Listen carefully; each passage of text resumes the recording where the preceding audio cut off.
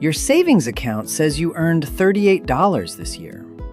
Your grocery bill says you lost about $300. Same money, two totally different stories. Cash is not bad, but it has exactly one job, and building long-term wealth isn't it. Let's talk about what cash actually does. Most people look at $10,000 in the bank and think it's $10,000 of safety. And it is, but only the number is safe. Here's what that means. $10,000 sitting in a drawer for 10 years at 2% inflation still says $10,000 on the bills, but it buys like $8,200. The bank protects the number. Inflation attacks the power. And most people only watch one side of that fight. So let's define the terms. Nominal value is the face number, what's printed on the bill or shown in your account. Real value is inflation adjusted, what it actually buys. Cash is the most liquid asset you can hold.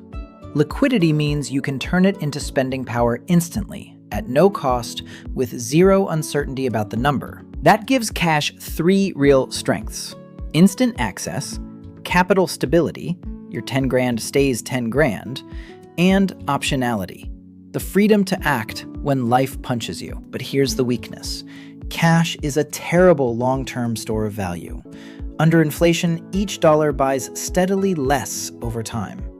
And time is the killer. Think of cash as an ice cube. Inflation is the room temperature.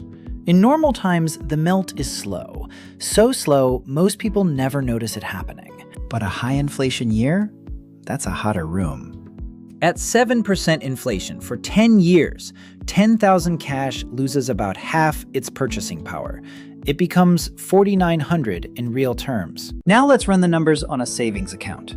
10,000 at 4% APY with 3% inflation gives you about a 1% real gain. Decent, but that same 4% yield with 9% inflation, like mid-2022, is about minus 5% real. Your balance rises, your buying power falls. Wild. Real return is what matters, not nominal. Subtract inflation from your yield to see the truth about whether you're actually gaining ground or losing it quietly. So is cash risk-free? Kind of. It has no market risk. The number stays stable, but it carries inflation risk, and inflation compounds just like interest. Using the rule of 72, divide 72 by the rate. At the Fed's 2% target, prices roughly double in 36 years. At 7%, about 10 years. That same rule tells you how fast idle cash halves in purchasing power. 2% inflation? Cash loses half its buying strength in 36 years. 7%? 10 years. Think about that. So when should you hold cash? For 3 jobs: an emergency fund, short-term expenses you know are coming, and peace of mind during uncertainty. That's it. Emergency fund guidance: 3 to 6 months of living expenses in a liquid account. If your income is variable, lean towards 6. That's your fire extinguisher. Always within reach. Cash's most underrated job? It lets you stay invested. An adequate cushion means you don't panic sell stocks at the bottom because rent is due. That's behavioral insurance. But here's what cash doesn't do: build long-term wealth.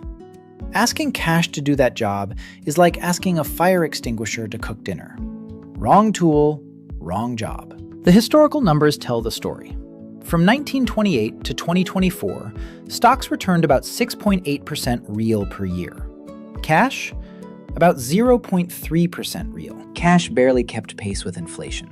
Stocks built real wealth, but with wild short-term volatility. Stocks can drop 30 to 50% in a single bad year. Cash doesn't. So the mismatch is where people get hurt.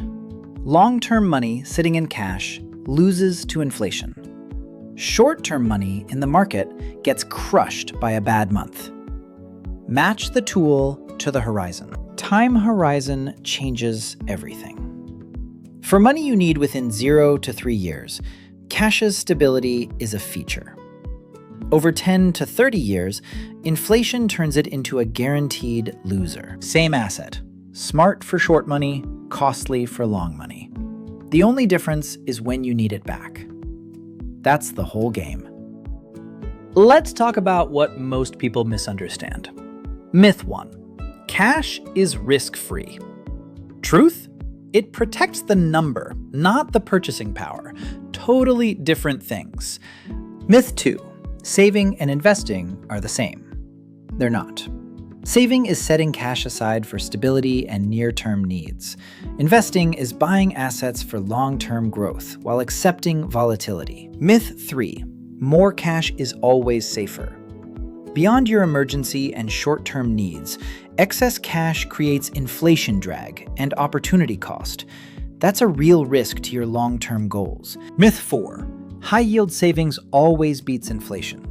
It often does in normal times, but clearly did not in 2021 through 2023 when inflation outran every available yield. Here's the behavioral piece nobody talks about.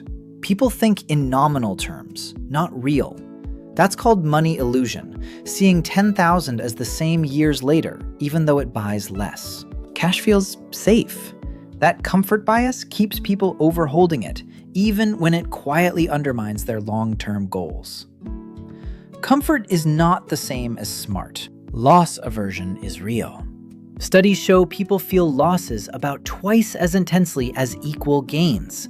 So after a market drop, investors flee to cash, locking in the loss and missing the recovery. The behavior gap is measurable. Over the decade ending 2024, the average investor earned 7% per year, while their funds earned 8.2%. That 1.2 gap? Poor timing. So what about holding too little cash? That's a risk too. Being forced to sell investments at a bad time locks in losses. Or worse, turning to high-interest debt during an emergency. For retirees, a cash buffer, commonly 1 to 3 years of living expenses, can prevent selling depressed stocks in the fragile early years. That's sequence of returns protection. Listen, the right amount of cash is personal. Job stability, dependence, debt, time horizon, and your temperament all matter. There's no universal ratio. But the framework stays the same. Cash for liquidity, safety, and short-term optionality. Investments for long-term growth, accepting volatility. Match the tool to the job. That's the framework. A quick note on safety. FDIC insurance covers bank deposits to $250,000 per depositor, per bank, per ownership category. Investments, not FDIC insured. Know the difference. Money market funds are not FDIC insured either. They're SEC regulated and can rarely break the buck. T-bills aren't FDIC, but they're backed by the full faith and credit of the US government. Here's what you need to remember. The question is not cash or investments. The question is, how much cash for what job over what time horizon? Cash protects the number, inflation attacks the power, and most people only watch one side of that fight. Now you see both. Historically, cash barely kept pace with inflation, while diversified stocks built real wealth. But cash's stability is what lets people stay invested through the scary years. Both roles are real. Cash has exactly one job: liquidity, safety, optionality. It does that job better than any other asset. Judge it by that job, not by its returns. That's the shift. The people who win with money aren't the ones who hoard it or the ones who gamble it. They're the ones who match the tool to the job. Cash for now, investments for later. All right, my friend, take care. We'll see you back here next time.